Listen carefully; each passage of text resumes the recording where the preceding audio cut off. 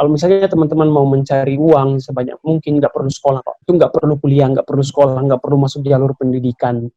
Itu nggak perlu, nggak perlu itu.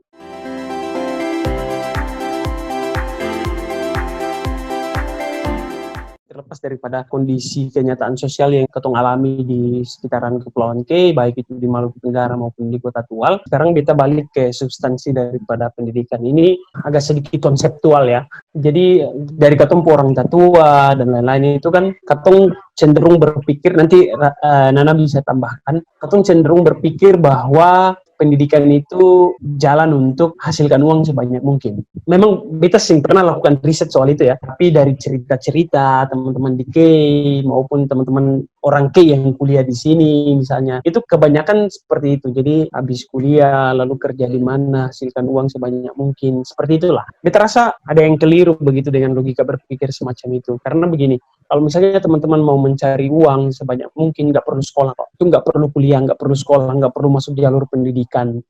Itu nggak perlu, nggak perlu itu. Karena ya contohnya banyak, kalau ditanya contoh banyak. Pemilik Facebook, pemilik Alibaba, pemilik apalagi. Semuanya itu nggak sekolah, itu di DO semua dari kampus. Kalau di Indonesia itu ada Bob Sadino, ya, ada Rocky Gerung misalnya, dia bilang ijazah itu menandakan Anda sekolah, bukan Anda pernah berpikir begitu. Itu real begitu. Maksud kita kalau cuman berpikiran bahwa kuliah itu untuk menghasilkan uang sebanyak mungkin, mending stop dari sekarang. Stop dari sekarang lalu bangun usaha. Itu akan lebih menghasilkan banyak uang ketimbang Anda harus kuliah sejauh mungkin, bahkan sampai di Amerika misalnya. Kalaupun begini, tidak dipungkiri bahwa orang yang kuliah itu juga banyak yang sukses, misalnya banyak yang sukses lewat jalur pendidikan. Tetapi di sisi lain, kalau misalnya tujuan daripada pendidikannya adalah untuk menghasilkan uang, ya beta sarankan bangun usaha. Karena di dunia ini pengusaha yang kaya, bukan profesor yang kaya. Bahkan pengusaha seperti Susi Puji Astuti pun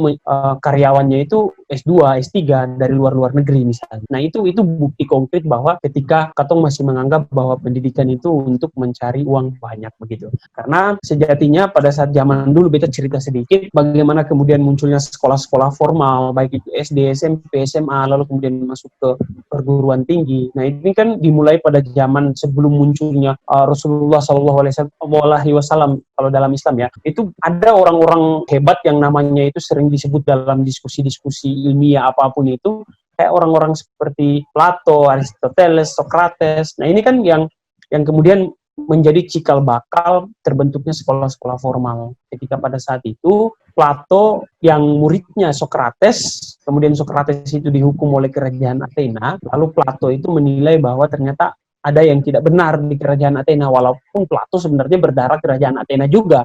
Tetapi dengan firasat kebenarannya, dia menilai bahwa hukuman yang dijatuhkan kepada Socrates itu tidak benar, sehingga mau tidak mau dia harus keluar dari Athena, lalu dia mendirikan akademia. Nah, akademia itulah yang menjadi cikal bakal terbentuknya sekolah-sekolah formal, baik dari tingkatan SD sampai tingkatan perguruan tinggi. Nah, tujuan utama dari akademia pada saat Plato mendirikan itu kan bukan untuk mencetak tenaga yang pencari uang ya, tenaga mesin pencari uang waktu itu. Tapi tujuan utamanya adalah untuk mencetak para orang-orang bijaksana yang bisa menyeimbangkan antara rasio atau akal dengan hati pada saat memberikan sebuah keputusan. Karena memang dia melihat bahwa orang-orang Athena yang pada saat itu dikelilingi oleh kaum Sophia itu kan berakal, pandai berbicara, cerdas dan lain-lain, tetapi tidak menyelaraskan akal dengan hati sehingga menjatuhkanlah hukuman mati terhadap gurunya Socrates. Nah, maksud daripada tujuan pendidikan yang didirikan oleh Plato adalah untuk itu, untuk mencetak orang-orang yang bisa bijaksana, yang bisa menyelaraskan akal atau rasio dengan hati.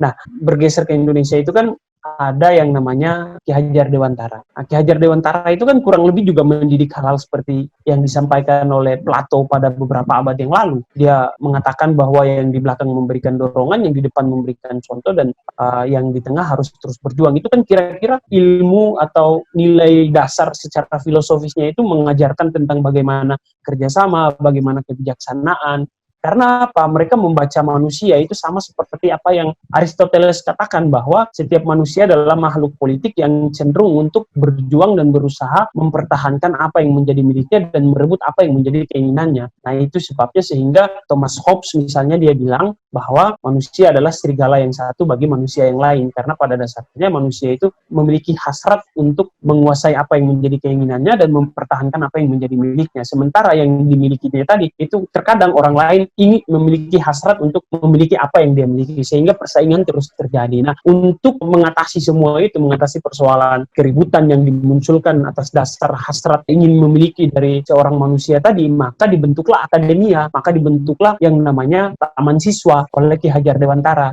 Karena Ki Hajar Dewantara mengajarkan bahwa di depan harus memberikan contoh, di belakang harus memberikan. Ini kira-kira dia memberikan gambaran bahwa dunia pendidikan itu adalah dunia kolaborasi, bukan dunia kontestasi seperti itu. Karena kalau anggapannya adalah dunia kontestasi, maka jadinya seperti sekarang ini, orang berlomba-lomba untuk sekolah, pasca sekolah orang berlomba-lomba untuk mendapatkan pekerjaan yang lebih baik, supaya dianggap terhormat, supaya dipandang di masyarakat. Nah, itu jadinya. Nah, tapi memang faktanya sedemikian rupa, kita tidak bisa lari dari kenyataan itu. Tapi beta poin adalah alangkah baiknya kalau memang teman-teman di K misalnya mau kuliah atau mau sampai ke jenjang yang lebih tinggi, itu mindsetnya dirubah. Kalau mindsetnya untuk cari uang, maka kuburlah impian untuk kuliah sampai ke Amerika, tapi bangunlah usaha di sana. Nah, kayak gitu. Tapi kalau mindsetnya itu adalah untuk bukan hanya mencari uang, artinya mencari uang juga it's fine ya, karena kita juga nggak bisa berbohong bahwa realitasnya kita sedang membutuhkan itu misalnya. Tapi jangan dijadikan itu sebagai tujuan utama seperti itu. Itu yang kita ingin sampaikan. Oke, kira-kira sampai di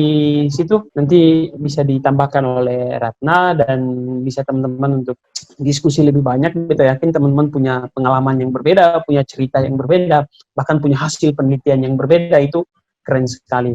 Semoga apa yang kita sampaikan bisa bermanfaat, dan mohon maaf kalau sing terlalu lucu karena kita sing biasa ikut stand up komedi. Mohon maaf ya. Terima kasih. Assalamualaikum warahmatullahi wabarakatuh.